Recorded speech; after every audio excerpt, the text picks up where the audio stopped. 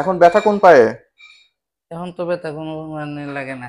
শুয়ে থাকলে ব্যথা লাগে না? শুয়ে থাকলে হাঁটলে ব্যথা? হাঁটলেই ব্যথা। কোন এমনি পায়ে যায়? এই পায়েও যায় এই পায়েও যায়। বেশি কোন পায়ে? দোনো পায়ে এক সমান, যেমন কদ্দুর আছি হুম, আবার ব্যথা এইদিকে চায় ওইদিকে নিচ দিকে আচ্ছা চায়, আচ্ছা। আবার ওইদিকে এখন এদিকে। হাঁটতে পারেন কতক্ষণ একটানা?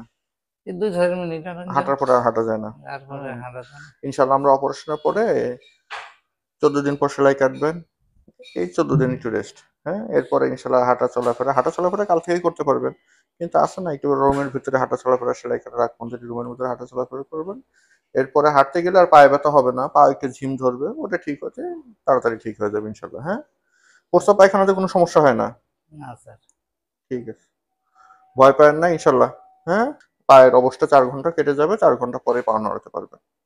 হ্যাঁ, হাঁটতে গেলে দেখবেন পায়ে ব্যথা নেই, পা একটু ঝিম ধরে থাকবে, মনে হবে যে আমরা হাত চেয়ে রেখে ঘুমাইলে একটু ঝিম ধরে না হাতে, ওরকম একটু ঝিম ব্যথা দেয়। করবে। না, ব্যথা না, ঝিম ধরবে, ওটা ঝিম ঠিক হয়ে যাবে ইনশাল্লাহ। হ্যাঁ।